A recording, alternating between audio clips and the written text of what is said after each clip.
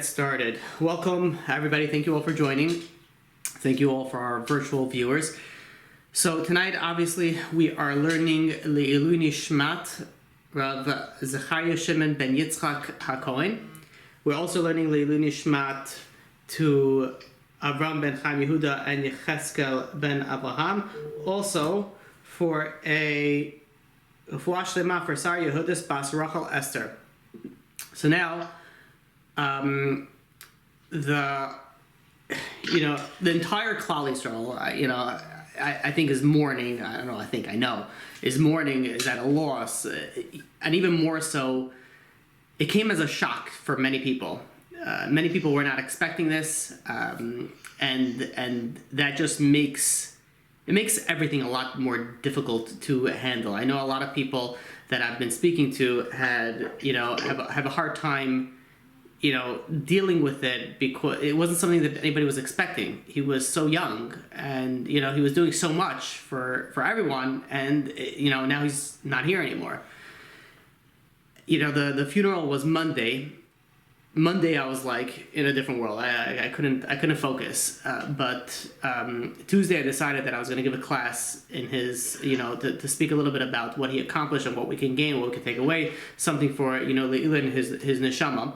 And I spent the past 2 days, well, not today really, but Tuesday and Wednesday, calling people, speaking to people, interviewing people that had a sort of a connection with him or something that they were able to get. And Baruch Hashem, I was able to really speak to a lot of people. And I want to, first of all, thank a special thank you to my dear friend Moshe Sofer, who was able to, first of all, connect me to many people, gave me a few ideas.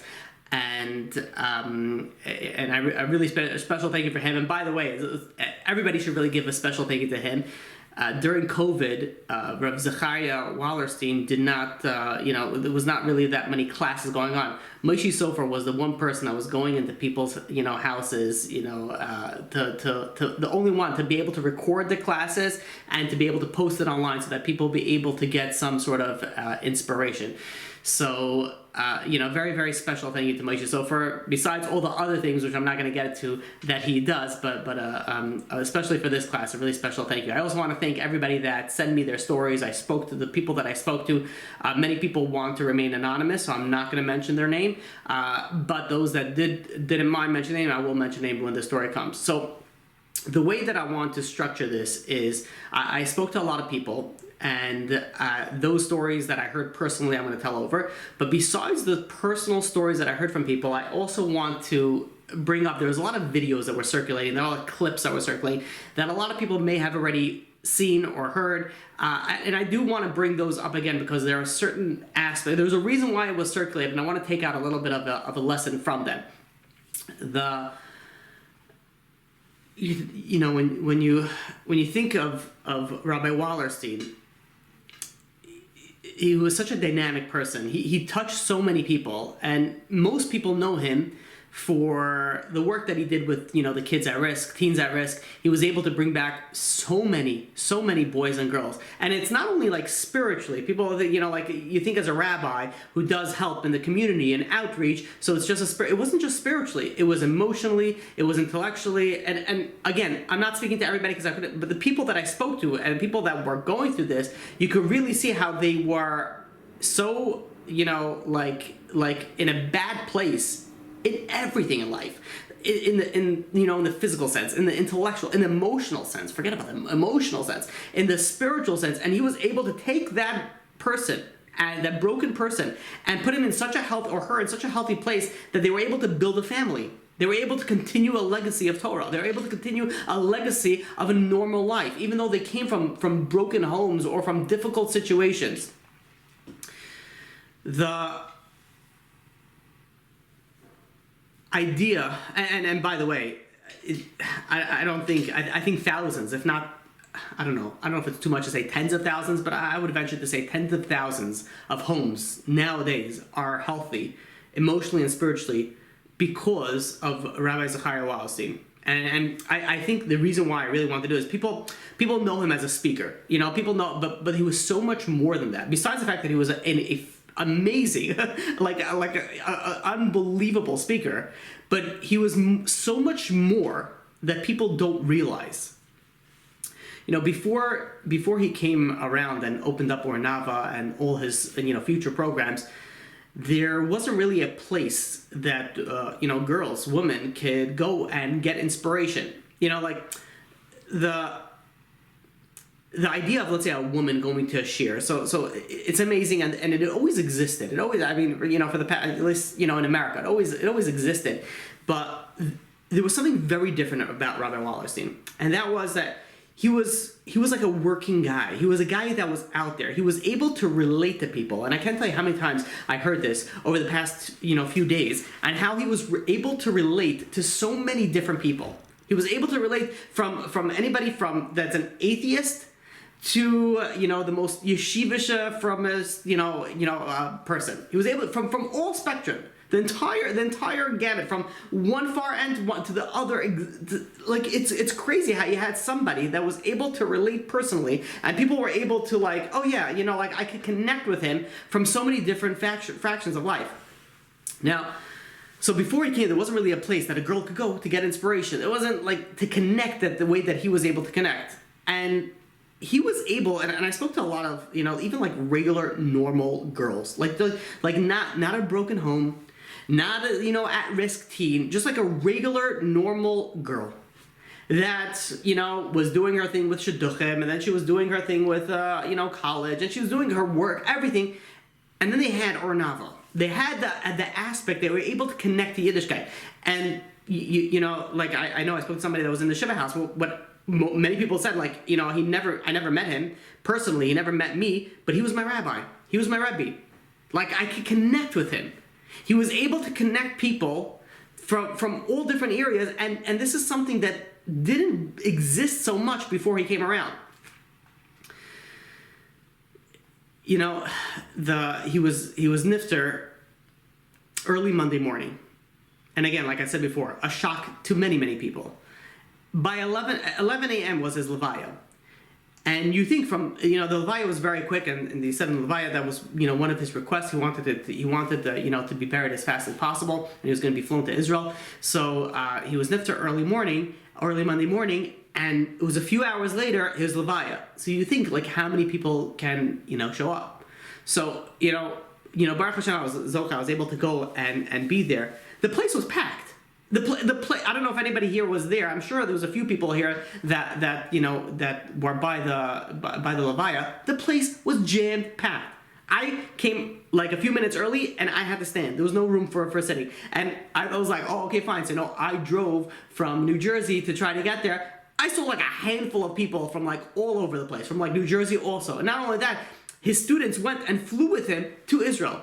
You know what dedication that is, by the way? Give a huge shout out to those students, that besides the fact of the cost of a ticket to fly from one day to the next, but they went with him and they flew with him, and some of them spoke at the levaya. They flew with him to Israel to escort him basically to his kfura, to his burial. And not only that, so you think, okay, fine, a lot of people showed up to Ornava, to the place that you want to know how many people. I reached out to Torah Anytime today. Shimon Kol Yaakov, one of the founders of Torah Anytime, a dear friend of mine. Over 150,000 people saw the levaya. 150. He touched so many people we don't even begin to understand. And not only that, one of the girls was explaining to me that even what he taught was relatable. You have a lot of speakers that they speak about the greatness of a certain tzaddik, the greatness of a certain gadol, the greatness of a certain leader of the Jewish nation. But the way that Rabbi Zechariah Wallerstein went and he spoke, he also spoke about the difficulties of this tzaddik. He made even the tzaddik relatable. He made even the tzaddik be able to, okay, so now he was able to overcome his tests. He was able to overcome his situation, so maybe I can overcome mine. He was able to connect everything. And I honestly don't think people realize what we lost. Even people that are close to him, I don't think we realize what we lost. When people go and they listen to his shir, they say they listen to it and they get hooked. They get hooked in it. And in fact, I was speaking to somebody, and he was telling me that, he was a teenager, and he was going to a certain rabbi who was giving like an amazing share. He was like an unbelievable class, a weekly class. And he met one of his friends, and he told his friends, he says, you got to hear my rabbi speak. You got to come to the lectures. And it wasn't Rabbi Zechariah Wallerstein. The other guy was going to Rabbi Zechariah Wallerstein and says, you got to go to my rabbi because my rabbi speaks so amazing. And they were like, okay, you know what? We got to do the also true is like, you come to mine, I come to yours, then we finalize it. I don't know what happened at the end with the other rabbi, but all I could tell you is that this guy went to Rabbi Zechariah Wallerstein's shir. He said he was sat there for 2 hours mesmerized. He says that was 18 years ago. He was hooked on Rabbi Zechariah Wallerstein for the next 18 years. The entire time he was hooked on him. Shimon Kol Yaakov, one of the founders of Torah Anytime, I was speaking to him today, and I was like, it's like, when did Rabbi Zechariah Wallerstein get onto Torah Anytime? He said he got in on about a year and a half in. What happened is that Rabbi Wallerstein was speaking in Queens. And Shimon and Reuben Kol Yaakov, the founders of Torah Anytime, they lived, originally they're from Queens. And Rabbi Wallerstein was speaking at the shul over there, and he was a guest speaker. And Shimon Kol Yaakov says, I got so hooked on him. They said, Rabbi, he says, can I record you on, all your shiurim? And he himself personally would go and drive in. Rabbi Zechariah Wallerstein used to give a boys' class every Tuesday night in Or Yitzchak, a yeshiva that I'm also very close to with the Wallersteins, since they're cousins. And they're named, Or Yitzchak is named after Rabbi Zechariah's father. So Shimon Kol Yaakov would personally go, the founder of Torah Now, personally go from Queens every Tuesday night to Brooklyn to record Rabbi Wallerstein's speeches. And now, thanks to him, we have, hundreds of speeches that we would have never had. And, it's something that, when you think about it, when you think about the idea that Klal Yisrael, the Jewish nation, Baruch Hashem, we have many, many special people. We have many people that do amazing things, amazing amount of chesed. In fact, we have amazing speakers, great speakers. But when you speak about Rabbi Zechariah Wallerstein, it's a different level. It's a different level. He gave his all to Klal Yisrael.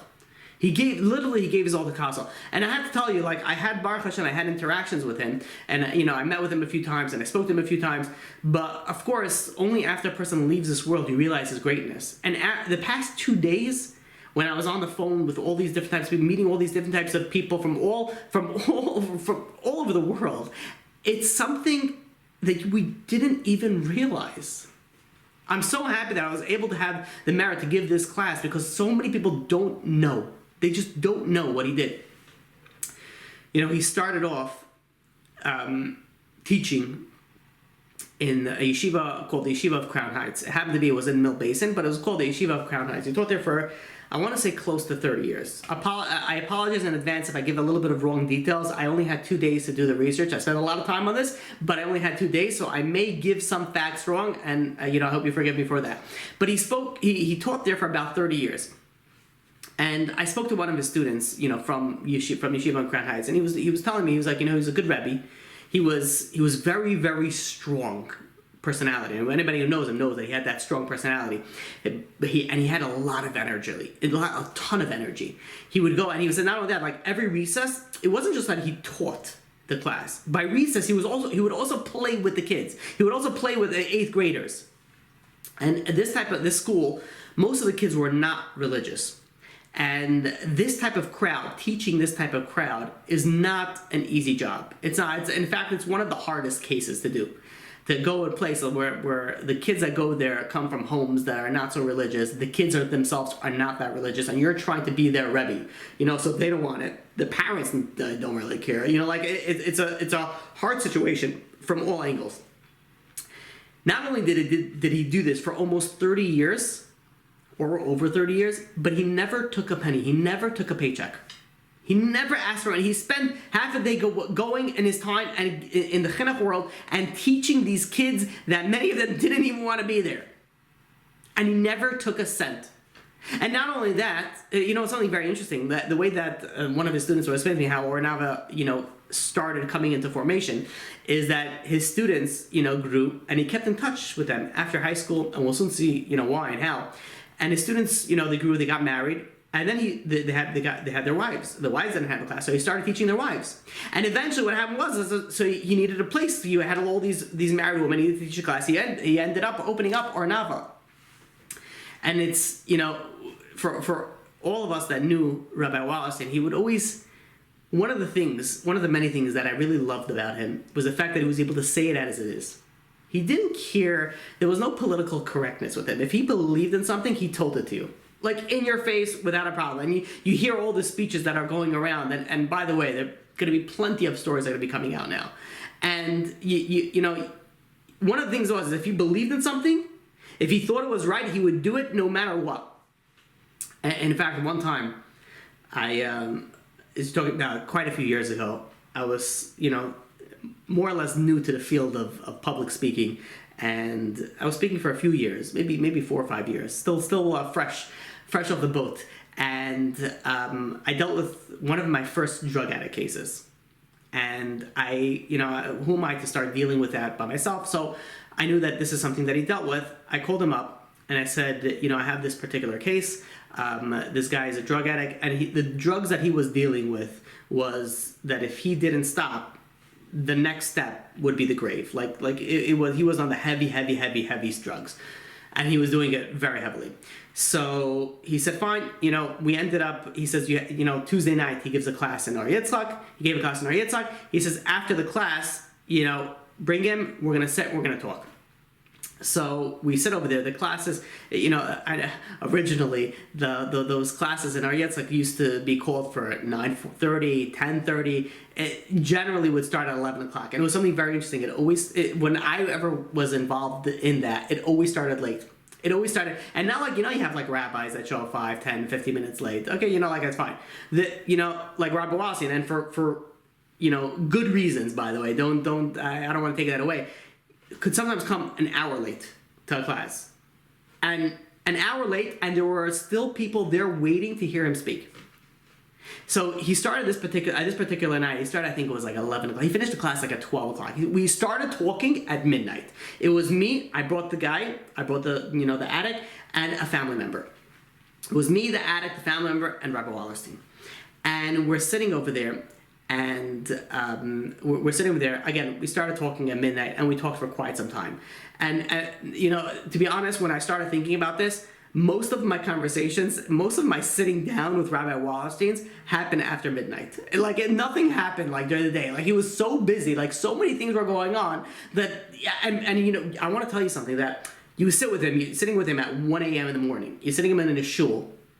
He's not rushing to leave. He's waiting till you're finished. Once we were finished, then he was able to leave. And we sat there for quite some time. I remember it was an hour, 2 hours, 3 hours. We sat there for a very long time. And we're talking back and forth. And the way that it started is that the family member of this addict was sitting there, and he started telling Rabbi Wallerstein, he's like, you don't understand, he had a situation with the parents, and the mother is suffering, the brothers are suffering, the family is suffering because of all, an addict is not in the right mindset. They don't show up. They go and their addiction takes over them. They go and they do whatever it is that they need to do to get their fix. And he said it was tearing the family apart. And he was explaining to Rabbi Wallerstein. I'll never forget this. I remember Rabbi Wallerstein stopped him and he says, no. He says, with all due respect, he says, I don't care right now about the parents, the brothers, the sister. That's right now, we'll deal with that, but that's not what we're caring about right now. He says, right now, I have a sick person. I have somebody who's suffering right now. An addict is suffering. I have someone who's sitting right in front of me. I want to deal with him.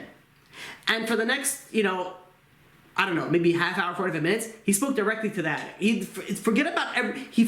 zoned into exactly what he needed to do. And it was very interesting. That whole mahalach, that whole, I don't know, translate that, the tactic, really took me by surprise. And I really learned from that. I learned so many things, from that.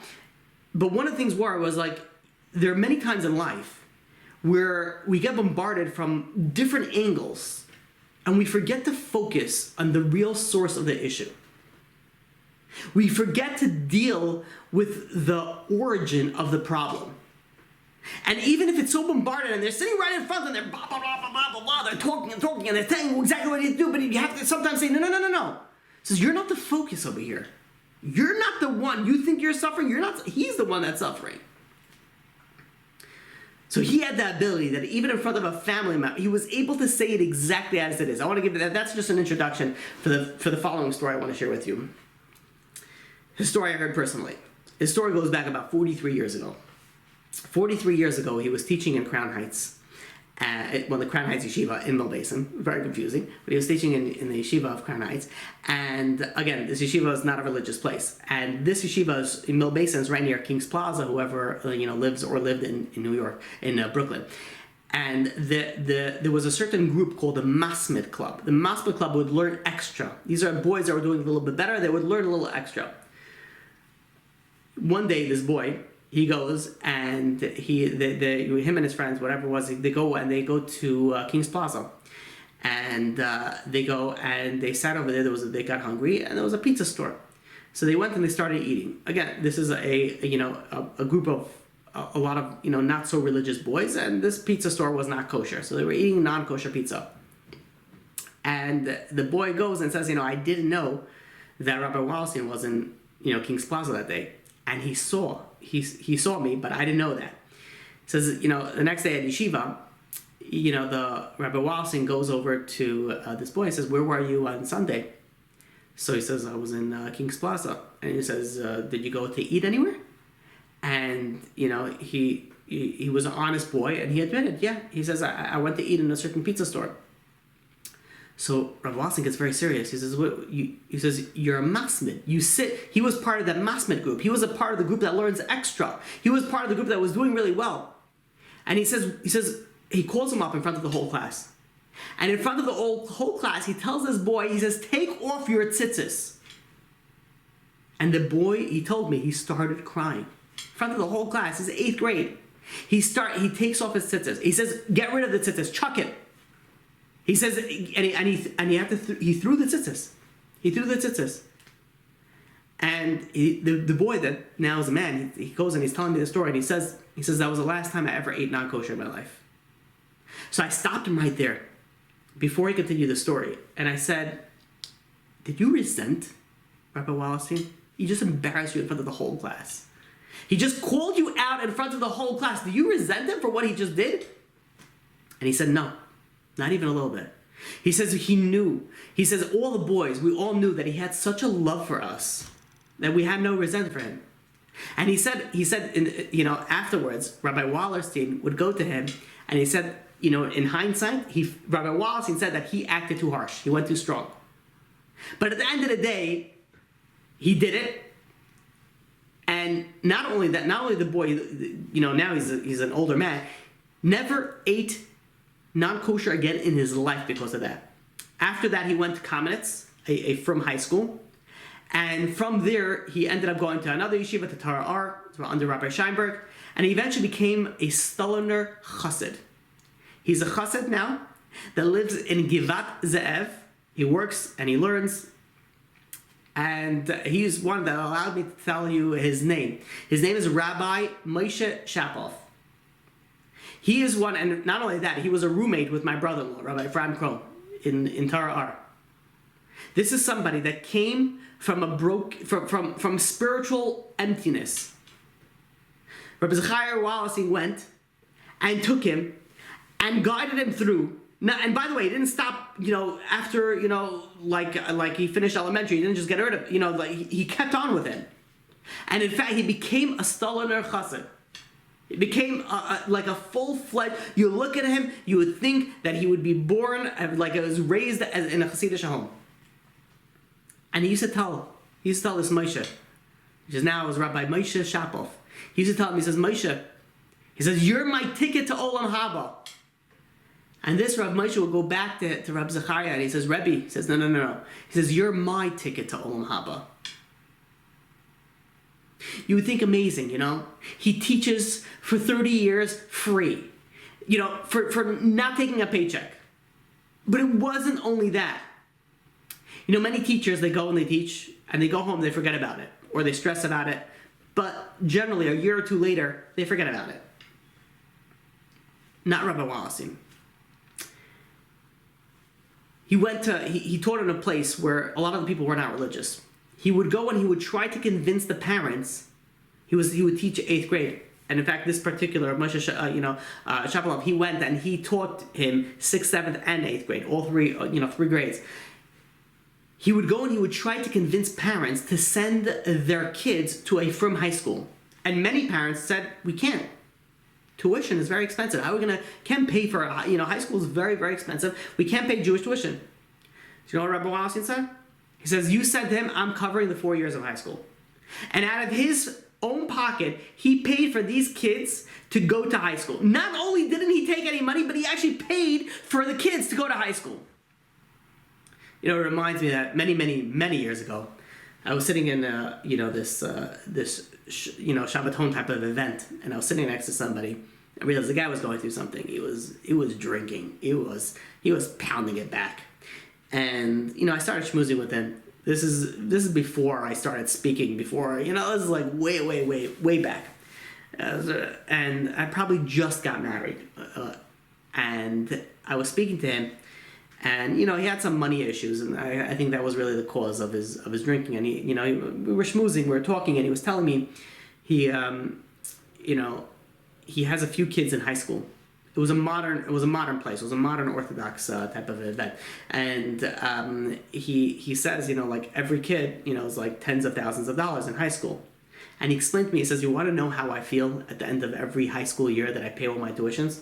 He says, imagine I have a Mercedes-Benz and I buy it cash, brand new, all decked out. And I take that Mercedes-Benz and I fly it right off a cliff. He says, that's how I feel every time I pay my tuition.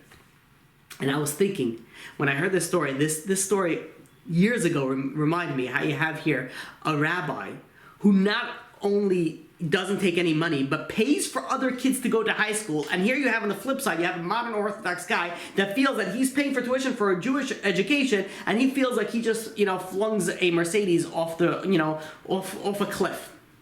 And by the way, Rabbi Wallerstein didn't only pay for high school. He paid for their camp. They go to a Jewish frum camp. And not only that, he also paid for them to go to Israel. Paid for everything. And in fact, there was one person that was going through a difficult time spiritually.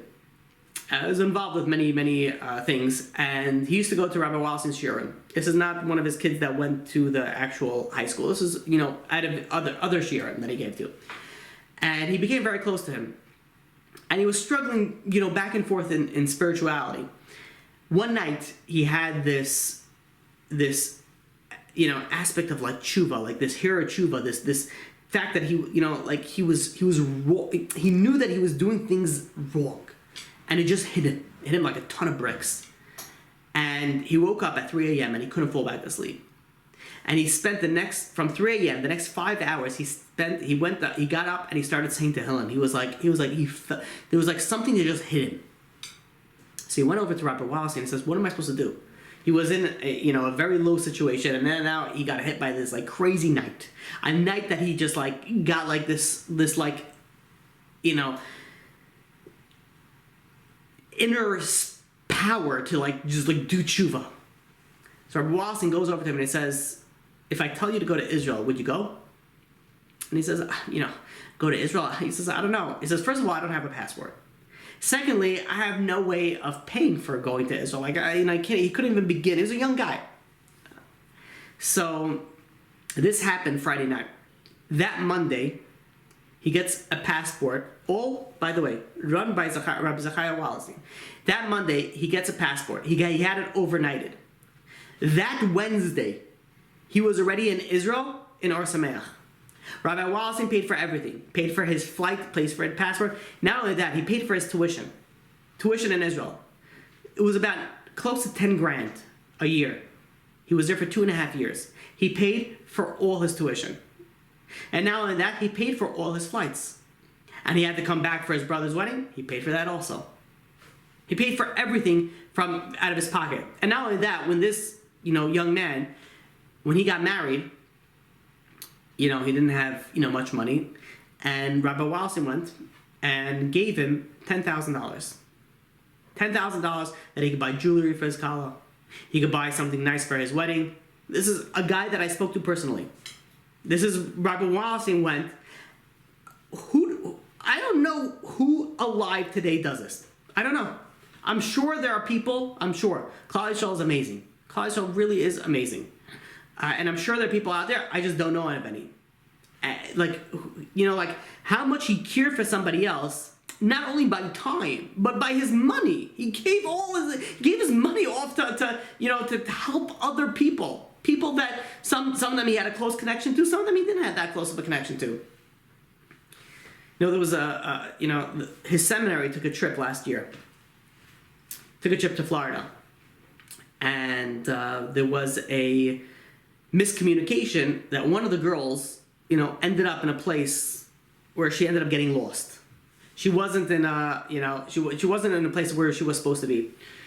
And she was telling me the story. She was, a girl lost in a foreign place. She was petrified. And to make matters worse, her phone was dead. She couldn't even call anybody. She was lost for about 7 hours. She was telling me, she was like, Hatzalah was looking for her. Her picture went out everywhere. Her phone is dead. All of a sudden, her phone is dead. She can't explain it. Her phone starts ringing. She answers it. It's one of the Rebbitzins, and they're like, where are you? And she quickly tells the Rebbitzin the location, and the phone dies again. They were able to find her, they were able to pick her up, and they were able to bring her back to where everybody else was.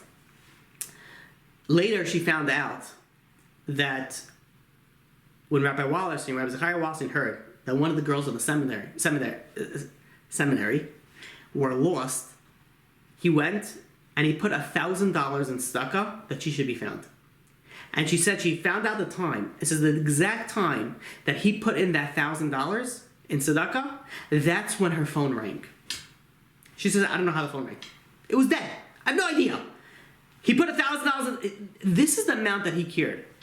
I'll tell you another story. It was a teenager who was hanging around, and Rabbi Zechariah Wallerstein was in the vicinity. One of his friends blurted out that this teenager didn't put on tefillin for a long time, whatever it was. Wasn't interested in tefillin. Rabbi Zechariah Wallerstein hears it, and he goes over to this boy, and he says, I'll make you a deal. I'll give you $1,000 cash if you put on your tefillin for 30 days straight. He said, deal. He went, and he put on his tefillin for 30 days straight. Rabbi Zechariah Wallerstein gave him $1,000, and he told me, he says, since then, it was about 16 years ago, he says, since then, he didn't miss a day of tefillin. Who do we know now that you see a random guy that didn't put on tefillin, you're willing to take $1,000 out of your pocket and say, I want to get you to put on tefillin?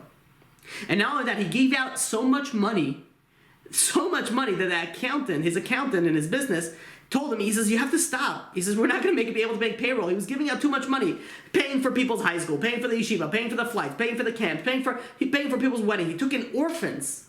He took in everything. I want to share with you something that I heard from Rabbi Shaul Rosen. Rabbi Shaul Rosen he runs the organization called A-Time. A-Time is an organization that helps people with infertility. An amazing organization. Happens to be, Rabbi Shaul Rosen is my uncle, so I'm very proud to say that. But besides that fact, he runs an amazing organization called A-Time. And A-Time helps people that are dealing with infertility. And Rabbi Wallerstein spoke for them quite a few times. And he told me, he says there were two major events. He says the first of the major events, he goes over to Rabbi Wallerstein's office to invite him to speak at this event. And Rabbi Wallerstein usually doesn't take money for his speeches. And Rabbi Wallerstein says, I'll come, I'll speak. He says, but I have to take money. I have to take money. He says, not for me. Rabbi Wallerstein at this point had organizations. He had Ornava and all the subsidiaries that came after that. And he needed to fund the organizations. And he says, I'm sorry, but I need to take money. So Rabbi Rosen says, fine, not a problem. And Rabbi Wallerstein goes over and says, after, the event, I'll tell you who to make the check out to. Rabbi Rosen goes and says, fine, not a problem. The event comes, he speaks, the event ends, and Rabbi Rosen, the head of, the one that's in charge of A-Time, he goes over to Rabbi Wallerstein, and he says, who should I make the check out to? And he says, make it out to A-Time. He says, I'm not taking any money. 8 times his organization that he just spoke to. He says, I'm not taking any money. He says, okay, thank you very much for coming. The next time, there's a Shabbaton. He goes over to invite Rabbi Wallerstein again in his office. And Rabbi Wallerstein says, he says, yeah, I'll come, but I'm sorry, but I need to charge. I didn't mention, the amount that he charged is also, important. He charged $5,000. And he wouldn't take it. The first time he wouldn't take it. And he goes over the next time. And he says, he goes over, Rabbi Rosen goes up to Rabbi Wallerstein and says, can you come in this week? He says, not a problem, I need to charge, again, $5,000. And Rabbi Rosen goes over and says, okay, not a problem, Rabbi Wallerstein. He says, but I don't know if you remember, last time you told me you're going to charge also, and I wanted to give you the money, and you didn't want to take it. And Rabbi Wallerstein goes and says, no, but this time I need to take it. He says, this time I'm desperate, I need to take it. Rabbi Rosen said, fine, not a problem. It was a Shabbaton event, and he goes, and there was a lot of couples that were dealing with infertility, and Rabbi Wallerstein spent, hours going and speaking to different couples, privately and personally, and, comes after the Shabbaton. It was Sunday morning, and Rabbi Rosen goes over to Rabbi Wallerstein with a check of $5,000, and he says, who should I make it out to? So Rabbi Wallerstein goes and says, there's a certain couple that I was speaking to over Shabbos over here. I want you to make it out to that couple. He says, I'm not taking any money. He says, I want you to make it out to that couple. This is at a time where he needed the money. He said, I need the money. I need it. He said, I need it. But when it came for someone else, he said, no, you got to give the money to somebody else. This is somebody who wanted it. He himself said, I desperately need it. He runs an organization that organizations that cost millions of dollars a year to run. And he said, I need the money, but when he found somebody else that needed the money, he says, you got to give it to them. And he had to make out a check to another couple, and he gave it to the other couple. So they had some sort of treatment, infertility treatment that was too expensive for them, and he gave the check to them. He was always about the other person. He wasn't about himself. And even when he did do so much for other people, not even, when and always when he did for other people, he did it with happiness and enjoyment. You know what's interesting? You didn't feel like he was doing you a favor. There was a daily dose that came out today. I'm going to share some clips with you that I'm sure most of you heard it before, and I apologize if you're going to hear it again from me, but I feel it's very important. There was a daily dose that came out today. Amazing daily dose. And if you don't know what the daily dose is, then you have to go onto the any app store that you have, and you have to download the Daily Dose Torah Anytime app. You have to download the Torah Anytime app and the Daily Dose app. But anyways, we'll get to that later. The Daily Dose today was of Rabbi Wallerstein going and speaking, and he's saying, somebody came over to him and said, I'm jealous of your Olam Haba. And Rabbi Wallerstein said something also that only somebody that is so emistic, so true, can say. Other people will be like, wow, thank you so much, and take that. Ross said, why? You don't know me. You don't know what I do behind closed doors. You don't know what I did as a kid. It's like, why are you jealous of my Olam Haba? And he said, you want to be jealous of something, said Rabbi Wallerstein? Be jealous of my Olam Hazeh. And he says, like, well, what do you mean? What's your Olam Hazeh? Like, you're into like stuff? Like physical, materialistic stuff? And he says, you want to know what my enjoyment in this world? This is Rabbi Wallerstein saying. My Olam Hazeh, my enjoyment in this world is helping somebody else. He says, it's not making money. And he was a businessman. He says, it's not making money. It's not going on vacations. It's not, but you know what my enjoyment in this world is? It's helping someone else. It's making somebody else smile. And I believe it was a son-in-law, I may be mistaken, one of the speakers in the Levaya said that when he would come to the office, he was sitting and he would sit and he would run to speak from school to seminary to, different organizations. He would go all day and he would run and speak in all different areas, in all different, events. But when he finally entered the office, what would he do? He'd go into his office, into his room, and he would pick up his phone and he would start listening to his messages and write down who he has to call back. And who's going to take care of the business? Who's going to fund all this? The secretary will take care of it.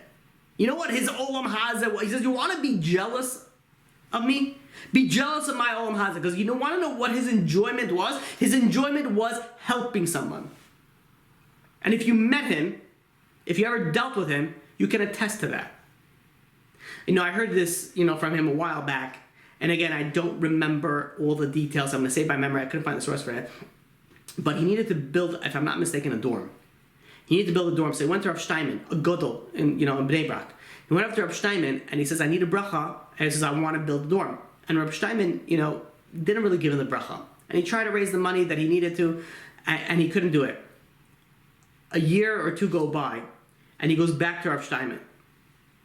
And he says, I need to build this dorm for the girls. There were girls that were going through a difficult time, and they needed a place to sleep because I worked so much on them, but then they went to their dysfunctional home, to their home that was broken, and everything that we just put into them in the seminary or in the high school, it just broke apart. He says, we need a place for them to live so that they're able to heal. And he goes up to Rav Steinman and says, I need this place. Give me please a bracha. And Rav Steinman says, he goes and he gives him a bracha. And again, I'm saying this from memory, so I may be wrong in a few details. But Rabbi Wallerstein goes up to him and says, Kvod Rav, last year I came to you and I asked for a bracha. You didn't really give me a bracha. This year you give me a bracha. What's the difference? And this is what a gadol sees hundreds of people a day. He goes and says, and he remembers him. And he says, he remembers what I says last year. Not only remembers him, he remembers the details of it. He says, last year you told me you wanted to do something. When you want to do something, okay, how much of siyata d'shmaya you're going to get? You want to do something. This year, you're telling me you need to do something. Need and want is very different. And he gave him the bracha. And very shortly afterwards, he was able to raise the money and was able to accomplish what he wanted to accomplish. And I believe this is a big differentiation. This is something that you can really focus on if you want to succeed in helping others. If you want to help others, maybe yeah, maybe not. You may help it. You may help somebody else, you may not. But if you need to help somebody else, then it's going to get done. We have to change our wants to our needs. Rabbi Wallerstein was somebody that he didn't want to help. He needed to help. This was his olam hazeh. Obviously the purpose of this year is not only to tell you about, what his accomplishment and who he was, but also that we could take things out personally. You want to accomplish greatness in spirituality, also materialistically, also physically, you got to change your want to a need. Change your want to a need.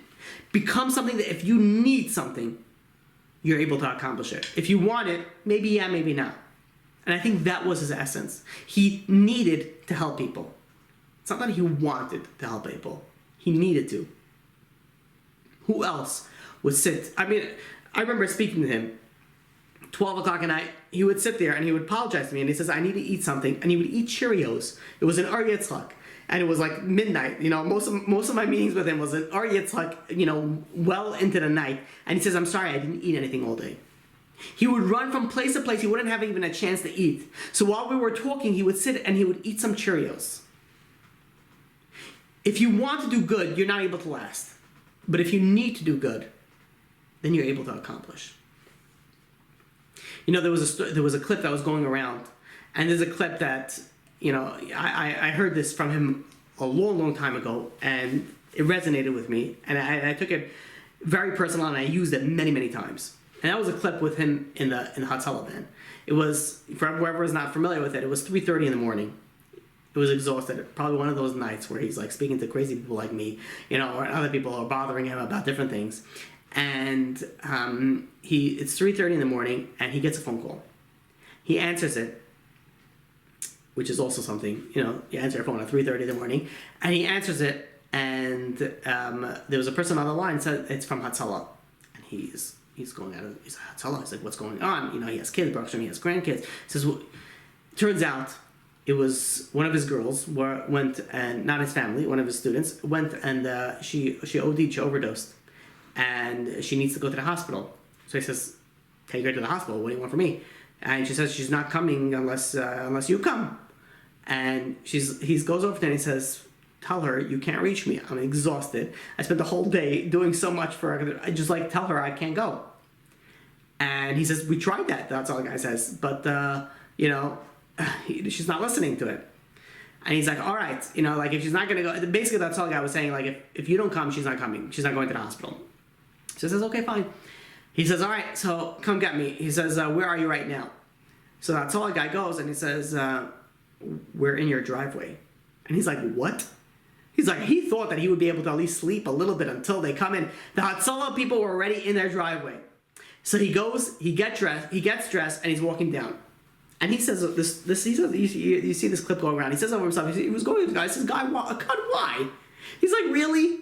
He's like, really? He's like, it's such a long day. Can I get a little bit of sleep? And he goes on to explain. He says, you know this area, this moment in the night where you're exhausted and you're about to fall asleep, and all of a sudden your brain is like, hey, well, let's worry about like 7,000 things right now. And all of a sudden you like wake up and you're like, you can't fall asleep. You know, like that's the most difficult when you're about to fall asleep. He was about to fall asleep, and that's when his phone rang.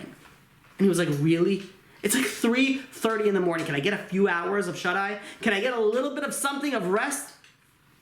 And this is what he was thinking as he was walking down, going into the Hatzalah truck. And he gets into the Hatzalah truck, into the ambulance, and this girl is vomiting. The girl is overdosed. She needs to be rushed. She gets rushed to the hospital. And Rabbi Zechariah Wallerstein goes and says, he said, I was thinking. He says, on Rosh Hashanah, it was decreed that Rabbi Wallerstein will be on a Hatzalah truck. And it says, but it wasn't, decreed if I'll be on the gurney, if I'll be on the bench, if I'll be sitting, or if I'll be escorting somebody, or if I'll be the one who's going in there. It all depends on my deeds. He says, but Baruch Hashem, he says, I was the one that was sitting on the bench and not the one sitting on the bed. And that's what he said. And when I started thinking, I'm like, okay, fine, that makes sense if you start thinking about that. Imagine he would think about that. He went to the emergency room, dropped her off, went back home, had a nice few hours of rest, finally woke up, and he started thinking about it. He says, you know what? He says that it was decreed for me to be over here, and that's why I'm here. So Baruch Hashem, I happen to be in this situation and not on the bed. But it wasn't like that. He said in the story also himself that he was telling this to the Hatzalah guy, meaning that he had this emotion of I can't say upset, but this frustration that he wanted to go to sleep. He got into Hatzalah event. He right away, he told the Hatzalah guy, he says, Baruch Hashem that I'm sitting over here and not over there. Meaning that he was able to come to a conclusion where he was able to be frustrated at one point and very shortly afterwards to be thankful and happy that he was in that situation. It's easy to afterwards, in hindsight, to be like, oh, you know what, it worked out well. And you know what, I shouldn't say it's easy, it's doable. But to do it in the moment where you're so frustrated and you're just done, and all of a sudden be like, you know what, no, let's twist it for the positive. It's unbelievable. And I can't tell you, I used this so many times where I was in a situation where, it was difficult for me. And this thought, for years, I heard this, I don't remember how many years ago, for years, this carried me through, this thought. That Baruch Hashem, I'm in this angle and not in that angle. I want to share with you something that I was thinking if I should share or, how, and, if I shouldn't share, because what I'm about to share with you is something I heard personally, and it's hard to believe that I came back. So, there was a guy, you know what? I have to give you a little bit of introduction. Back up. I'll tell you a story that I said before. And it's late, so I really want to go through fast the story. And this is a story that I heard from Rabbi Wallerstein. I'm sure it's online somewhere. I heard from him, personally. And one time he was one of his girl students, came over. Had a hard time getting married, and she was older, and she came over to Rabbi Wallerstein, and at that particular time, Rabbi Wallerstein was with a certain Makubal. I know the Makubal, and I met with the Makubal. The Makubal is real as can be. Delves into some really Kabbalistic stuff. And she met with Rabbi Wallerstein and this Makubal at the same time. And she knew that this Makubal knew how to read palms. So she's sitting in front of Rabbi Wallerstein and this Makubal, and she sticks out her palm. And she tells in front of Rabbi Wallerstein and this Makubal, when am I going to get married? When am I going to get married? When am I going to have children? And Rabbi Wallerstein was looking at the palm, and this Makubal was looking at the palm. And Rabbi Wallerstein, delved into Kabbalistic things, and if anybody knows him, knows that he was very into Kabbalah. And this Makubal taught him different lines in a palm of what to look at. And Rabbi Wallerstein was looking at it, and this Makubal was looking at it, and the line that she had on her palm for children were not there. It just did not exist. So they're looking at each other, and she's like, I want to know, am I going to get married? Am I going to have children? And she's throwing her palm in their face. And they're looking at it, and they see the line is not there, and they're looking at each other. What are we supposed to say? So Rabbi Wallerstein goes and says, don't worry about it. It's there. It's it's going to happen soon. Like, what is he supposed to say? So he goes and he tells her, it's going to happen, don't worry about it. A few months go by, and this girl was in a very difficult situation. And I know some people are asking for the Makubal's name. I don't know if I could say it online. After we stop the recording, Bli Neder remind me, and I'll tell you. I think I could tell. I don't know. I don't know if I could tell it or not. But anyways, he goes and he says that it's going to work out. It's going to be okay. So a few months go by, and she comes with this very big test, very big Nisayan. And she calls Rabbi Wallerstein, and Rabbi Wallerstein guides her through the test. And Baruch Hashem, she was able to overcome this huge, huge test. A few months after this test, she got engaged. And not only did she get engaged, she got married. And by the time when I heard this story personally from Rabbi Wallerstein, she was 8 months pregnant. And Rabbi Wallerstein was saying, like, she didn't have the lines for she didn't have the lines for children.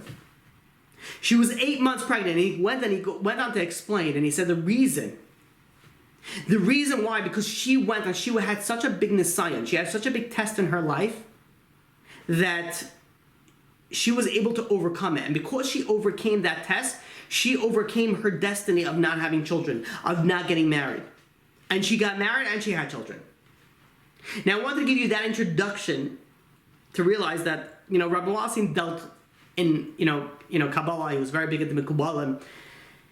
So this guy came over. I spoke to this guy, this boy. Now he's a man. And he said that when he was younger, he had a very hard time with spirituality.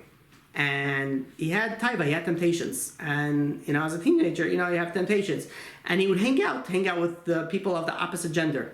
And not only that he hung out with the people of the opposite gender, but he also hung out with people of the opposite gender that weren't of the same religion, let's just call it.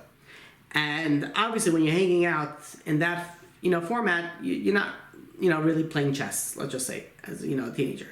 And he got into a few crazy, crazy situations. I'm not going to go through all of them, but I want to share with you one. He got through a crazy situation. It was a situation that, the girl had his number, he didn't have her number. She would call him up and went to hang out, and they would go to hang out. They would hang out in the park in the middle of the night, like crazy, weird stuff. One night, they're in the park. It's way past midnight. They're alone. And all of a sudden, she goes up and she looks around and she stares into the distance, this non-Jewish girl. And she goes and she says, do you see that? And she points in the distance, and the guy, the guy turns around and he's like, I don't know what you're talking about.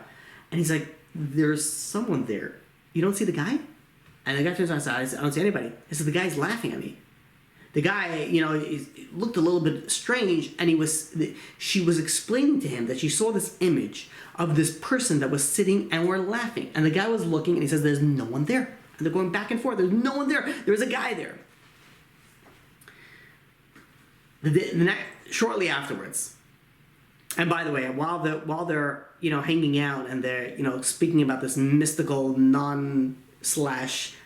real person that's hanging out in the park in the middle of the night, she goes and she tells him, she says, by the way, she says, I have to just tell you, my father was, I don't know how to say this, he delved in the dark arts, I guess you could call it. He was very into the other side, the Tumah side, let's put it that way. She wasn't Jewish, and he delved very, very much. He was like the top of the top, dealing with like this type of, let's just call it the Tumah as what it is. And after that, he was explaining to me, he says, like, I don't know, there was something off. He says, I couldn't control my thoughts. I had mental attacks. There's like weird stuff that was happening. And he was close with Rabbi Wallerstein. And he came to Rabbi Wallerstein. Rabbi Wallerstein looked at him, and he says, before he even had a chance to say something, he says, there's something off over here. He says, Rabbi Wallerstein goes over to this boy. He says, it's like there's a snake around your body. He goes and he starts questioning him. He says, where were you last week? So this boy starts explaining what happened. And Rabbi Wallerstein starts saying, this is no good. We have to do something about it. Besides the fact of breaking off all the situation, Wallerstein goes and says, did this girl have a cross necklace? And the boy's like, he's like, yeah, how do you know? And Rabbi Wallerstein goes, I see it wrapped around her neck, hanging. I says, again, this is a story that, you hear from a Kabbalah, not from, like, I can't say regular people, but, like, someone who's working, a Rebbe, teaching. This is not this type of stories that you hear. But the story goes on that he went and he spoke to, Kabbalah. He spoke to Rabbi Gamliel, one of Rabbi Wallerstein's, Rabbeim, and they gave different types of things to do, and they did different things, and he was telling me after that he was okay. He was okay. And, like, I'm, like, thinking about, I'm like, these stories you hear from, like, Mekubalim in Eretz Yisrael that spent the entire life learning Kabbalah and doing it. You don't hear this from, like, regular people.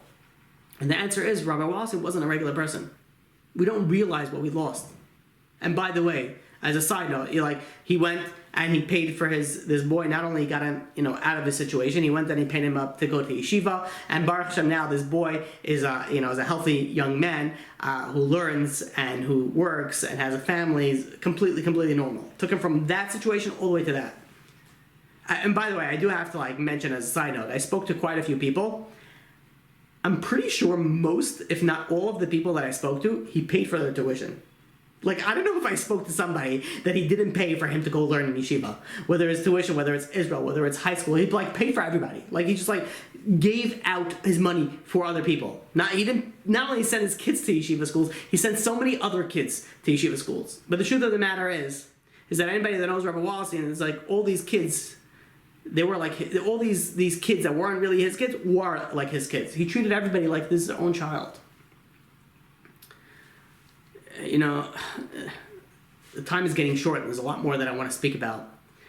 I want to share with you a story that I heard from Rabbi Wallerstein. And if I'm not mistaken, I even said it before, but I believe this brings out, his essence of, who he was. This is a famous story that he liked to say himself. And by the way, the story that I'm about to tell you is a true story as well. So there was this nursing home somewhere in the Midwest, if I'm not mistaken, that had a particular guy that was very wealthy, and he went and he decided that he wants his own room. This person's name was Mr. Lefkowitz. He had his own room in this nursing home. Everybody else had 2 bedrooms, but he had two people in a room, but he had one, only him. And one day the administrator goes over to him and he says, listen, we have a guy coming by the name of Mr. Friedman. And Mr. Friedman, he needs a room. And the problem is that we're out of room, so we want to know if we could bunk him with you. You have extra bed in your room. We want to know if we could put him in your room for a short period of time, and then we'll take him out. So Mr. Lefkowitz was a very happy-go-lucky type of guy, and he says, not a problem, short period of time, bring him in by all means. They bring in Mr. Friedman, and they wheel him into the room, and he's on his bed, and now Mr. Lefkowitz says, I gotta go meet my new neighbor. And he goes over and says, Mr. Friedman, he says, like, welcome, like, mi casa, su casa, this place is my place, enjoy, like, come here, be welcome. And while Mr. Lefkowitz was a very happy-go-lucky type of person, Mr. Friedman was a very depressed, going through a lot of difficulties in life. He was not up for that. And he goes and he says, why are you talking to me?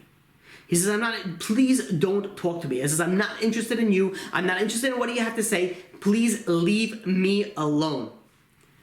Mr. Lefkowitz is like, wait a minute. He's like, look at the type of guy that has positive energy all the time.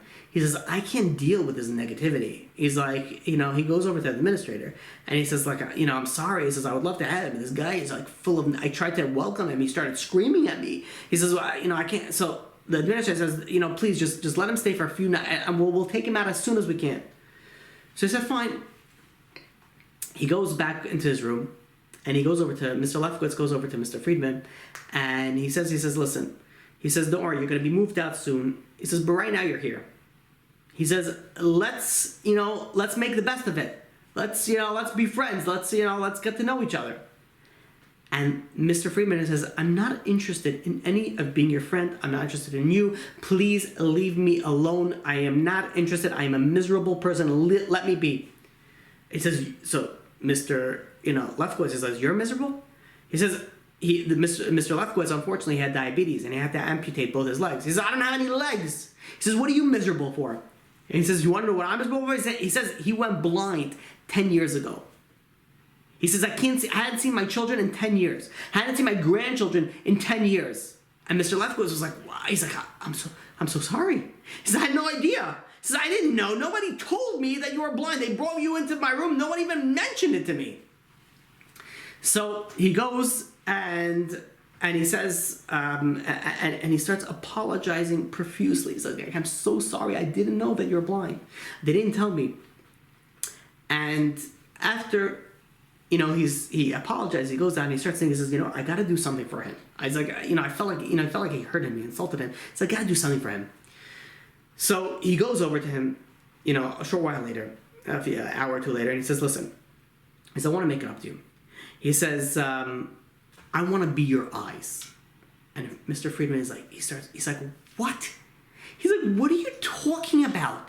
He's like, you can't be my eye. He's like, and Mr. Lefkowitz stopped me. He says, no, you don't understand. He says, I'm an artist. He says, I want to go and I'm going to describe to you everything that I see and I will be your eyes. So Mr. Friedman says, do me a favor. Don't be my eyes. Don't be my ears. Don't be my nose. Don't be my mouth. Just let me be. And Mr. Lefkowitz didn't give up so easily. So he goes over to him and he says, listen. He goes and he says, give me one chance.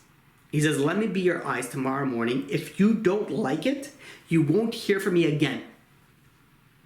And Mr. Friedman, he's like, you promise? He says, you won't hear from me again. He says, you got yourself a deal. The next morning, it's like 5 a.m. All of a sudden, Mr. Friedman wakes up to him hearing, Friedman! Friedman! And he wakes up, he's like, what? What is going on? So Mr. Lefkowitz is like, it's sunrise. I'm your eyes, remember?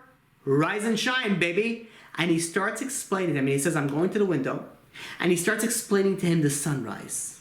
And he started to explain to him in detail the birds and the bus that was driving by and the people that were walking by. And he's sitting there for a half an hour explaining to him what he sees. And after the half an hour, Mr. Lefkowitz goes over to him very proud and says, so, no, what do you think? Yeah, I'm about your eyes. And Mr. Friedman looks at him. Can't see it, but he looks at him and he says, you're crazy. Don't ever talk to me again. He was like, oh, okay. 3 hours go by. All of a sudden, Mr. Friedman goes over to Mr. Lefkowitz and he says, to be honest, you're not such a crazy person. He says, for that half hour, I actually saw everything that you described. Please, try again tomorrow. And they tried again the next day. And the next day. And the next day. And Mr. Lefkowitz was Mr. Friedman's eyes. And he would go and he would describe what he sees outside the window. And he says, here's the dog. And he explained about the dogs. The crazy lady with the wagons. The guy with the super long coat. The guy with the no coat. He would go at night and he would explain to him the stars. And he would be his eyes. For hours a day, he would be his eyes. And they became best friends. Mr. Lefkowitz couldn't walk. He was in a wheelchair. Mr. Friedman couldn't see. So they worked perfectly together. One was the eyes, the other was the legs. And they pushed each other around. Mr. Friedman was the eyes. Mr. Lefkowitz told them exactly where to go in the wheelchair. And they would run around the entire nursing home. And they were the best of friends. You couldn't convince one of them to be separated, to move out to a different room. A year goes by. And, one day, Mr. Friedman goes over to Mr. Lefkowitz and he says, I just got to tell you. He says, I want to thank you for all that you've done. And he starts tearing up. And he says, I see now more than I've ever seen in my life. And Mr. Lefkowitz says, nah. He's like, trying to push him off. And no, Mr. Friedman went and says, you don't understand. He says, I went through life never appreciating my eyes. Never appreciate all the attention to the detail that you have. And I want to tell you, I thank you and I love you.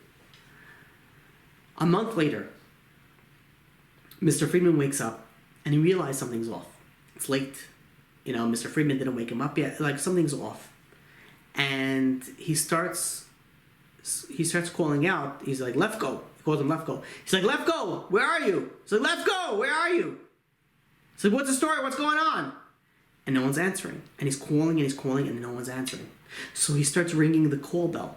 He calls to the nurse. The nurse comes rushing in. He's like, what can I do for you? And he says, I feel like something's wrong. He says, Mr.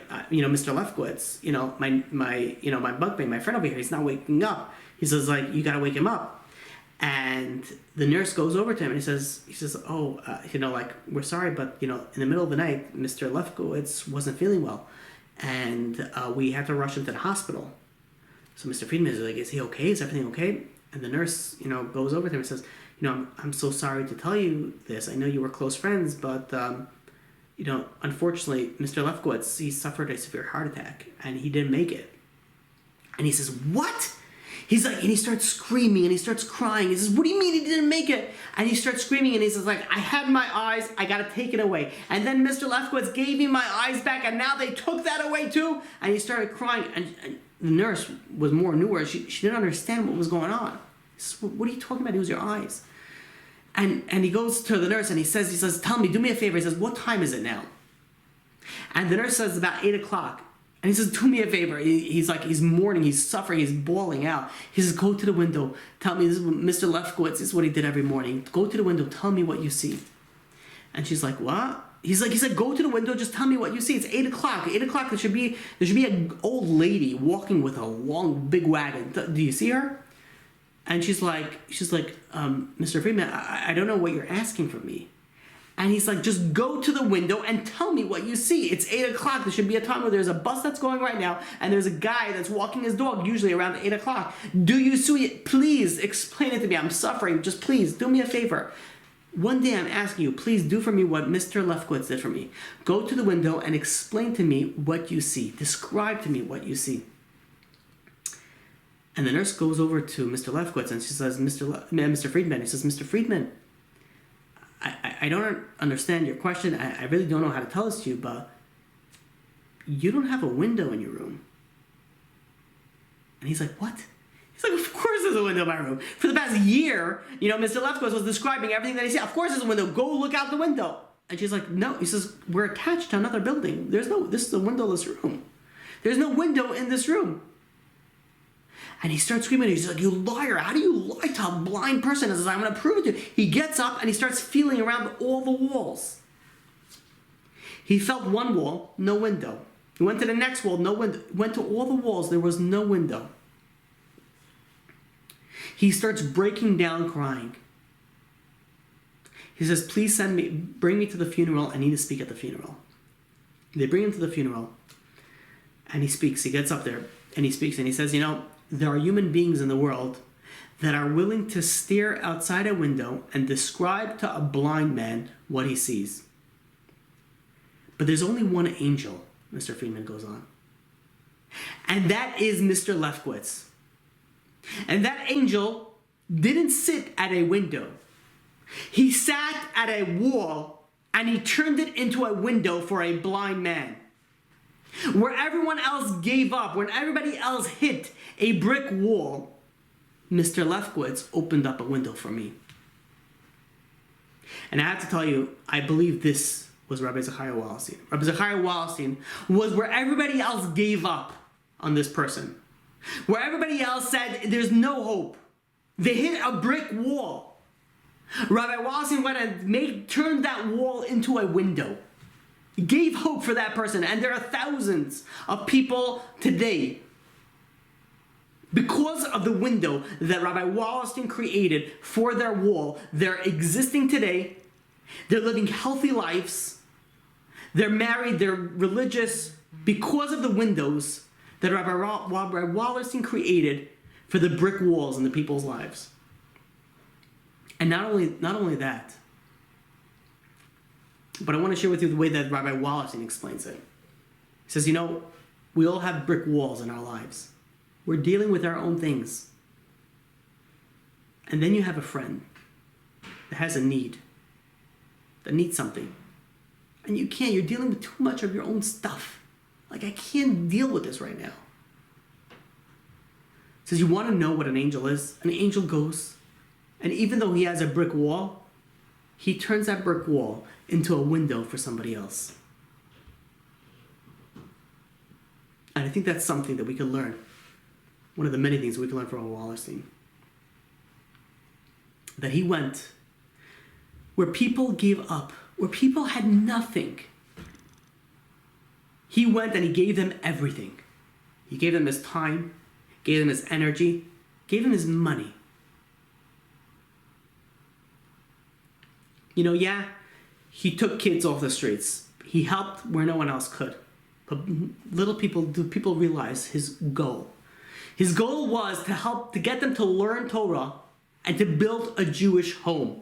It wasn't just getting the people off. He carried them through the process until they were healthy and even paid for many of their parts in their weddings. We don't realize what we lost. We really don't realize what we lost. And of course, all this, you can't do this without, a strong wife. You got to give credit to his wife, Mrs. Wallerstein, Mrs. Esty Wallerstein. The amount, I saw him way into the middle of the night. I don't know when she saw him, when you listen to all his children, he always had time for us. He made time for everybody. Where he had this time, I don't know. But he made time for everybody, including his family, including his kids, including his wife. And I'm speaking to a lot of people, and a lot of people have a hard time. I don't want to end off. I know it's getting late. How do we cope with this? Many people are really going through difficulties during this time.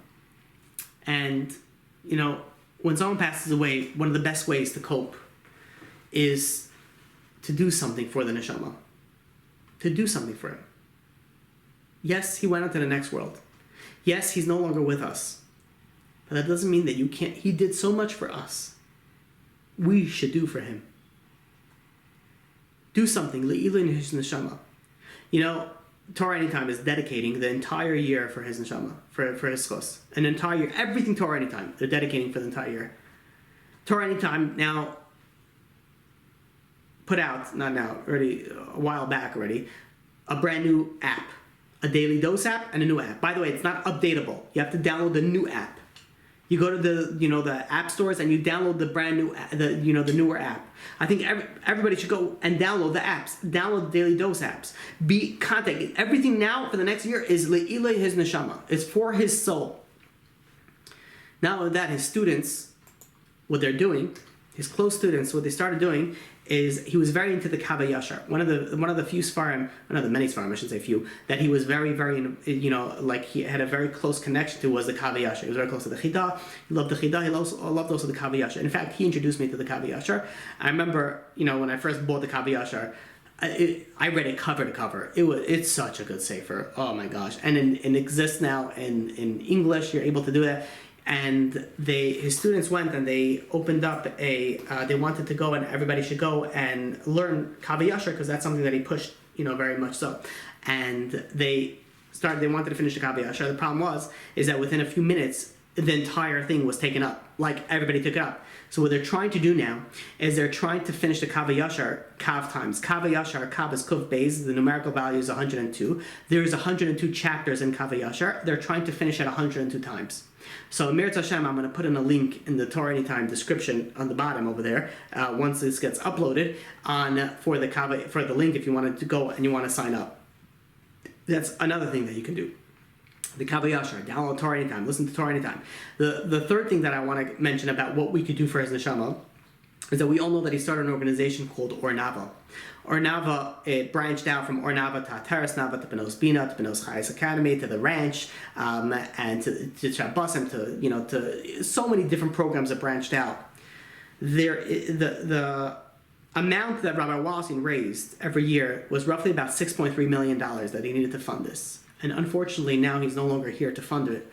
So they're asking everybody to go and to fundraise, to donate whatever they can for Ornava. So they're fundraising $6.3 million for the year for for Ornava. And I'm going to put in a link if you want. You could just go to ornava.com to find, and it will bring you to the link to donate. And if not, I posted the link also in the chat box. One of the things that Rabbi Wallerstein also, put out a lot is that if someone went through some sort of difficulty, now you have the power to go and help. And if you overcame it, you have the power to help somebody else. And in fact, I utilize this a lot when dealing with people that overcame drug addictions. It says, okay, now that you overcame this, now go help somebody else. And one of his students came and messaged me and told me that, he was going through something. And at a certain Shabbaton, Rabbi Wallerstein introduced him to, introduced him to a certain person. It says, this guy is going through something similar. You could help him. And this boy went and he sat with him through this, sat for hours to go and to talk to him and help him. Says, listen, I went through something similar that you went through. And now his student told me, he says, Baruch Hashem, this guy was able to get out of the situation and he's doing better than ever. Because when you go through something, you connect to somebody else that went through that issue. So for whatever you went through in your life, you have that ability to go and help somebody else in that aspect. I want to finish off with one final thought, and then we'll open up to questions.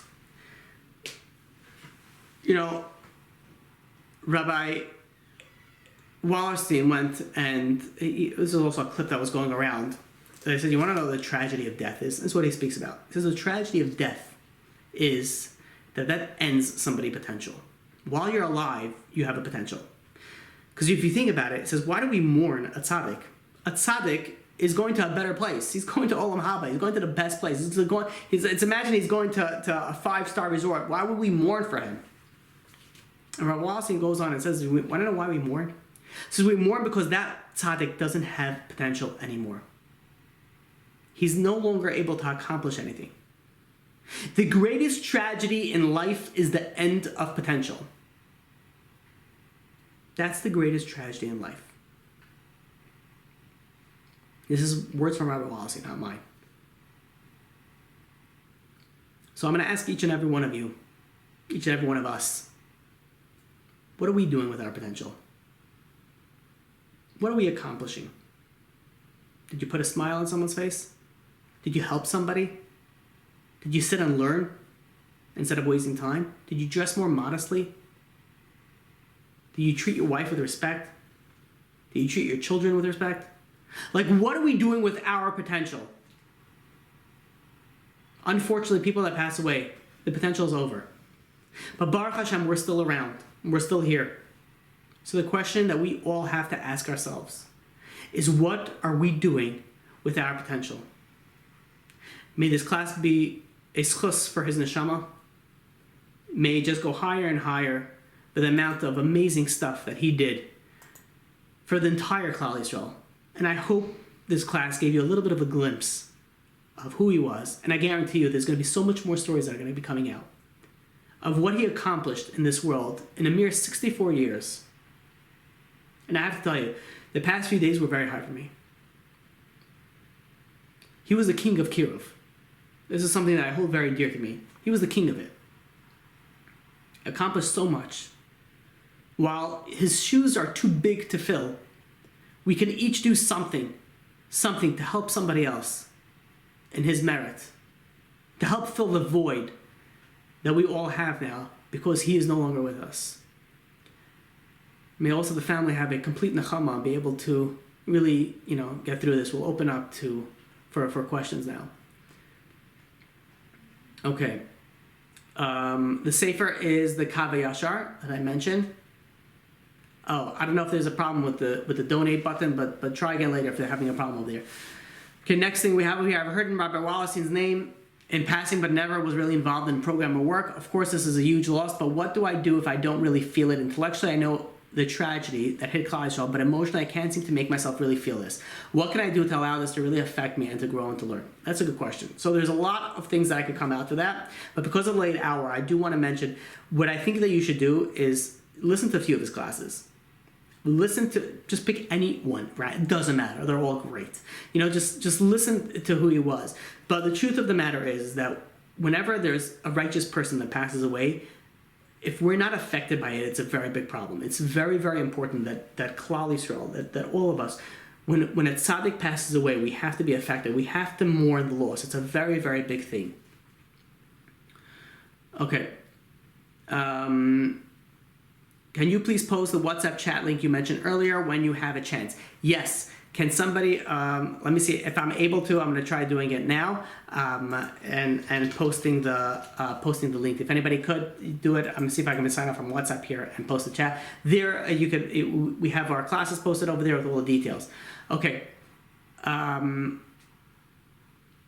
Okay, I know there's a few things. I'm sorry that there was a little bit of a bad connection. But please, like instead of going over where we have a few questions I want to get through and I want to end this so without being so late, we will be Meretz Hashem posted online, so you could see anything that you missed on online.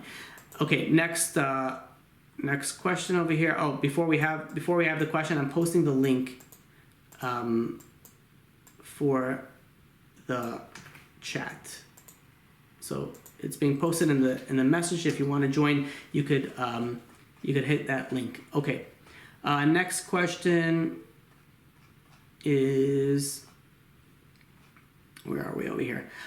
Okay, Amen on all the brachos. Okay, why do we cover our eyes when we say Shema? Do you have a class on Yichud? If you bought something during the Omer, can you wear it on Shabbos and wear it? Okay, these are all great questions, but I'm sorry I have to skip over. Usually, I have to say this. Usually, we go through any Q&A during this time, but now I'm going to try to minimize that just because I do have to run. But we're going to try to answer as few questions. But I'm sorry, I usually don't skip. For anybody who wants, you could go and ask the question. First of all, you could ask me privately. You could send it to me. I'm sure most of you have my cell phone. You could send it to me and I'll message you privately. But I do have to run very shortly. But I do want to answer whatever questions we have over here that's related to the topic. Usually, it's open to anything. Okay. Okay. A lot of questions that are not related to this. Okay, here we go. How does one balance the feelings of the loss of a tzaddik to not fall into sadness or depression? The world seems much darker without Rabbi Wallerstein and Rabbi Kamenetsky. Should we feel these are signs of Mashiach is very close? Number one is yes. Number two is you should feel the loss of a tzaddik. It is a darker place. You're right. The world is a different world than it was last week, and there was, a month and a half ago before Rabbi Chaim Kanievsky passed away. But what we need to do is we need to pick up the pieces and we need to move forward. We need to do things that they used to do. We need to increase in our learning. We need to increase in our chesed. Okay. I know that at the time of the Mashiach, Hashem takes the tzaddikim because he doesn't want them to see the suffering, but the tzaddikim, Rabbi Wallerstein, would want to help the nation, and also the test of Mashiach will be much greater, and we will definitely need more help now than ever. Why won't Hashem let the tzaddikim stay? So that's a great question, and there's really a lot to say in that, but I'll tell you, it's not always related to what in Mashiach. Sometimes a person's tafkid is done. Sometimes a tzaddik's a kapara for the nation, for the Jewish nation. Sometimes there is a lot more that comes into play. So there's a lot more that comes into play than that. Okay. There's a few more questions. We're gonna do one more, and then we're gonna have to stop. The truth is, I only have to stop for 5 minutes, so I could leave and then come back, and we can continue questions. But I do have to do something very quickly for 5 minutes right now, but I'll finish off with one final question, and that is, are there any Rabbanim that took the place of Rabbi Chaim Kanievsky? And to be honest, I don't know if there's anybody that could take the place of Rabbi Chaim Kanievsky, but there are Gedolim in Eretz Yisrael. You have Rabbi Gershon Edelstein, you have a few Gedolim that are, the Gadol of Klal Yisrael, and that are stepping up, but again, like Rabbi Chaim, I don't know if anybody else exists. I want to thank you all for joining. I'm sorry for rushing the questions. Usually we go and we sit as long as you need, but I do need to run for a few minutes, and I could come back. I'm not going to hang up, so if you want, I could come back and we could discuss something more. But for now, I want to thank everybody for joining. I want to thank everybody for coming to the class, and this should be a merit to Rabbi Zechariah Wallerstein and the entire family and the entire class. And don't forget, the purpose of these types of classes is not only to hear about it, but to do something.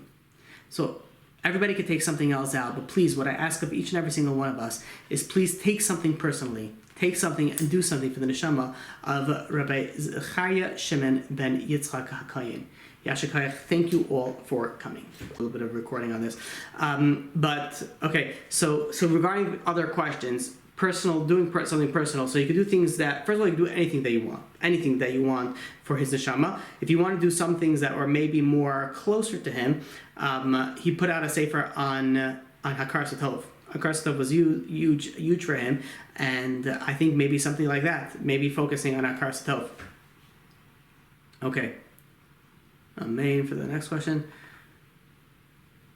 Okay, next thing is we have an idea of something to take on, is to do something tzniut related. Rabbi Wallerstein often spoke about tzniut and reminded us to try to feel Hashem's presence with us at all times. Is this how you want to speak, dress, behave in front of the Almighty? That's also a very, very important and great idea of tznius-wise.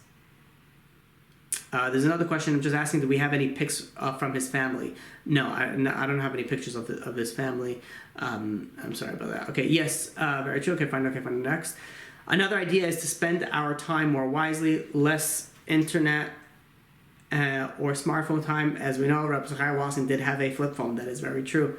A bit off topic, but a bit comforting. It is true that Tchias HaMeisim must start by 2030 because the Zohar and L'Shem says so, or could they be wrong? So there is an idea that a certain amount of time before the year 6000, it's not 230, it's a little bit after that, if I'm not mistaken, if my memory serves it correctly. But there's a certain idea that there, obviously Api Chazal, that Tchias HaMeisim is supposed to start in a certain period of time, and that's Eretz Hashem within all our lifetimes, within the, I'd say within about 15 years or so. So that is something that, can they be wrong?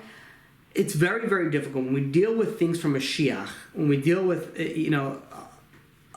there's a lot to speak about it. And if you look at my classes, we gave about, I think it was over 20 classes on Mashiach, or close to 20 classes on Mashiach, on different, ideas of Mashiach. When you're dealing with predicting of when Mashiach will come, it is very, very difficult, because a lot of things the Chazal speak about is an opportune time for when it would come. Not that it has to come, but this particular Chazal that Tchias HaMeisim is supposed to start, I think that's more straightforward. But again, the way that the Rambam goes and explains it, that we will know Mashiach when we will understand all the predictions, everything once Mashiach comes. Okay.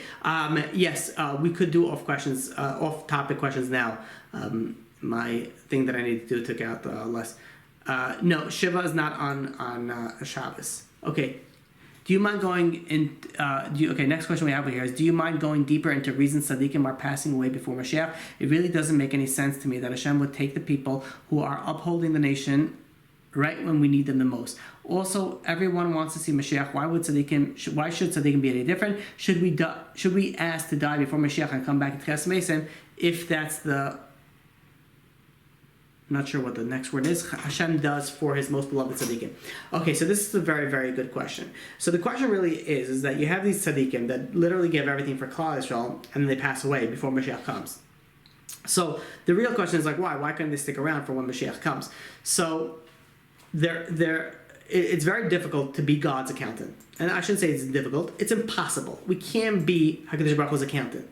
We can't try to figure out and be like, okay, why did Hashem do this? And in fact, when you speak about Rabbi Wallerstein, he spoke so much about Mashiach. He was so connected to his emunah, his bitachon, the idea of Mashiach, he was so connected to it, how he wanted to serve in the Beis HaMikdash.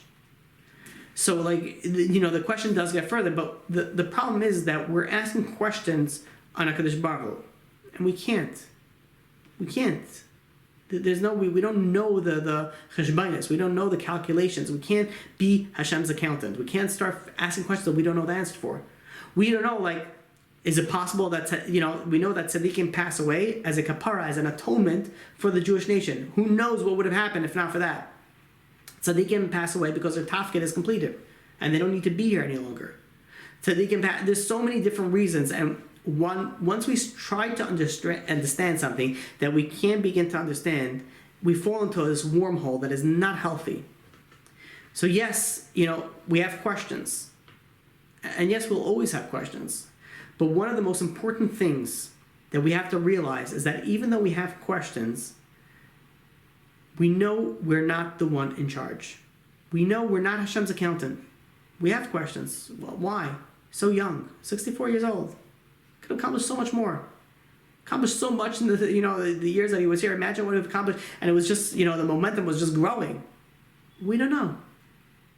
No one can tell you. HaKadosh Baruch Hu decided that it's time for him to come back. Go back to bring his neshama up there. Okay. I have a little further on that question. I heard that it's also for like a chesed to the tzaddikim, kind of like how Abraham died when Esau was bar mitzvah because like he didn't want to see the sins that he was doing.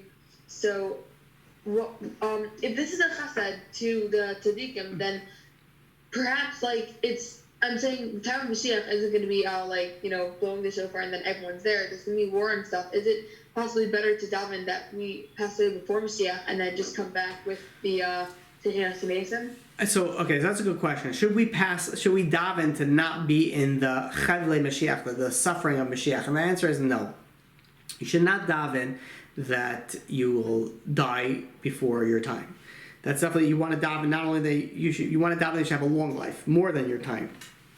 And the truth of the matter is, we really don't know when we look at the big picture.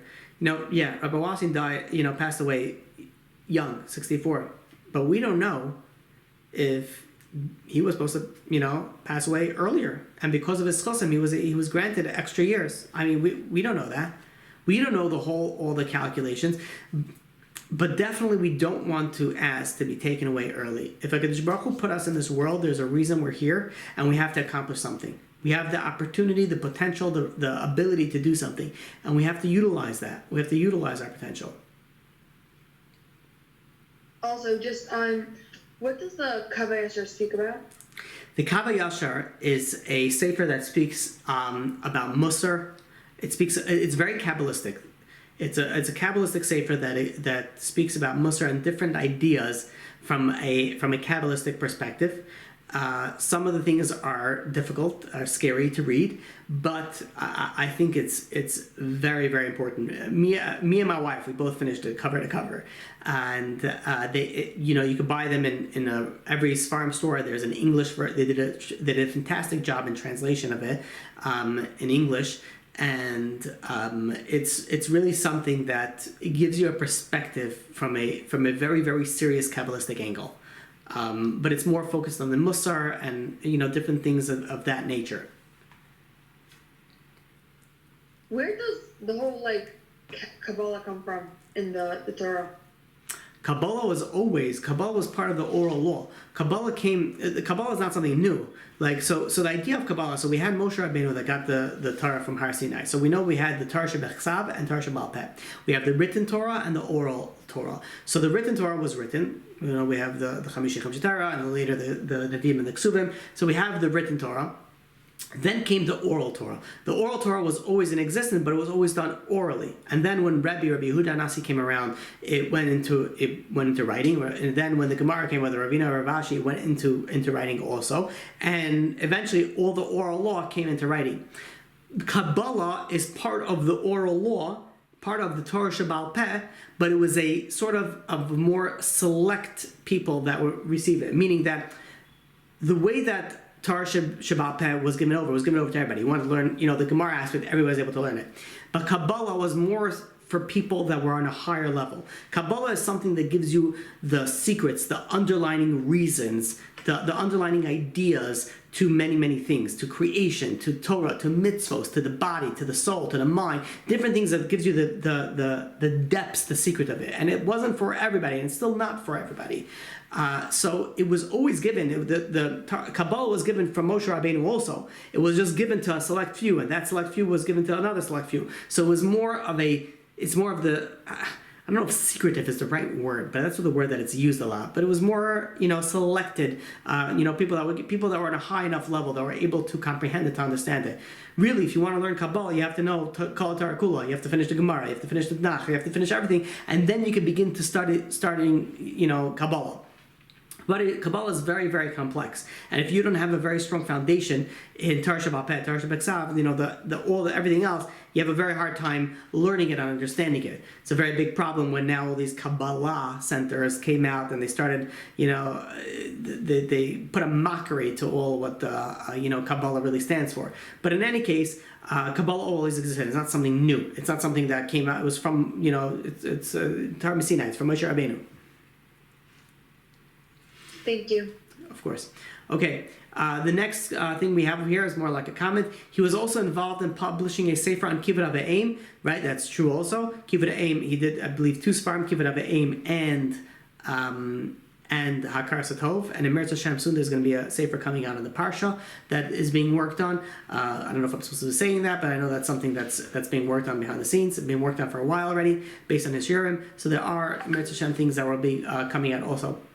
So it is something that you could work on, keep it up at aim, Hakar Satov, so on and so forth. Okay. All right. Okay, so here we have another topic. What is the Torah perspective on Israel nowadays? So this is a question that was mentioned before, and I wasn't able to answer because I had to run off. But the Torah perspective on Israel, first of all, that question is really loaded and it could really go in different ways. So I don't know which angle you're asking on, but I'm assuming it's about living in Israel and going to Israel and things like that. So by all means, the majority of the Gedolim, are in Eretz Yisrael, and the majority of the high yeshivas are in Eretz Yisrael. Eretz Yisrael, from the aspect of the Torah world, Eretz Yisrael is the place to be, and it is the Kedusha capital of the world, and where we should all strive to be. That being said, not for everybody is it beneficial to go and move to Israel if you're in a good place in America and your kids are in school, and there's a lot of different aspects that you do need to speak to your Rav. But I hope that answered your question. I hope I went the right angle. But if not, you could ask it again. But that's just a general understanding.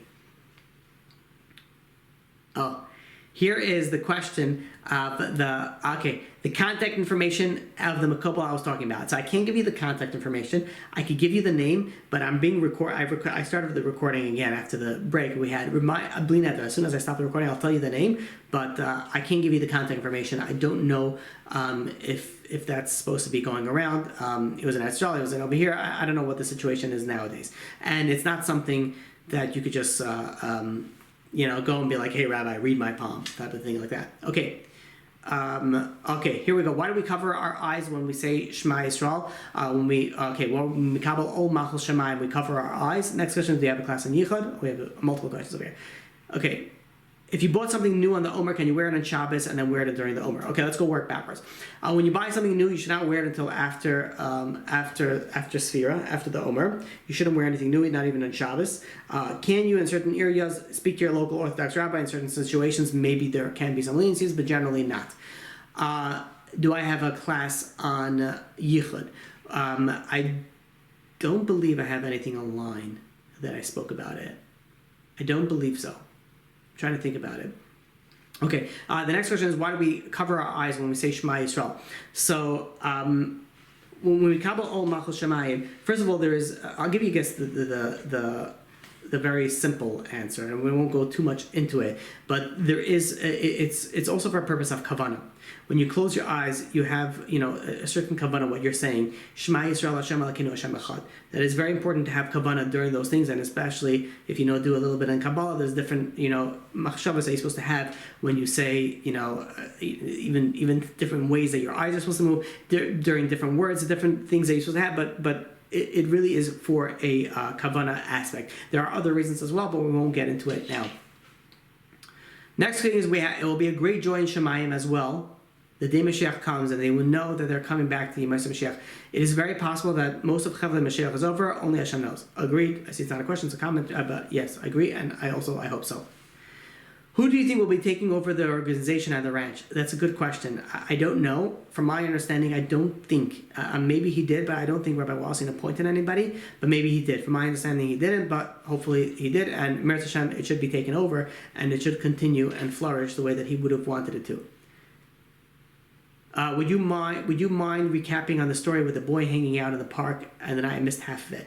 Okay, I believe that's where I had some issues with the with the internet over here. But basically, there was very, very short, because it will be up on Torah Anytime, Meretz Hashem, and YouTube and whatever else, all other platforms, all the other, Spotify and all the other podcast platforms. But the idea was that he was in the middle of the night. He was hanging out with a non-Jewish girl, and they were doing things that they shouldn't have been doing. And all of a sudden, the non-Jewish girl starts seeing things that the boy couldn't see. A guy there laughing. It was like a very, very scary. When he described it, but he couldn't see it. And later, she told him that her family was very involved in kishuf and in dark arts and things that of the Tumah world. And after that, he started having very, very weird stuff happen to him. And he's a normal guy. Like, I know him. He's not a type of guy that's like, sees like these type of things, like a regular normal guy. And he went over to Rabbi Wallerstein, and Rabbi Wallerstein, told him, basically the story came out, and he ended up telling him that he has to do certain things, Kabbalistic things. He ended up doing the certain Kabbalistic things, and Baruch Hashem, that all went away. Okay, next, if hypothetically we can meet him, does he see women, the Makubal? I don't know if he sees women, and I don't know if you can meet him. I don't know. I don't think he's in America, and I don't think he's been here for a while. Okay. Next, we're almost done with the question. I think we're almost done with the questions. Okay.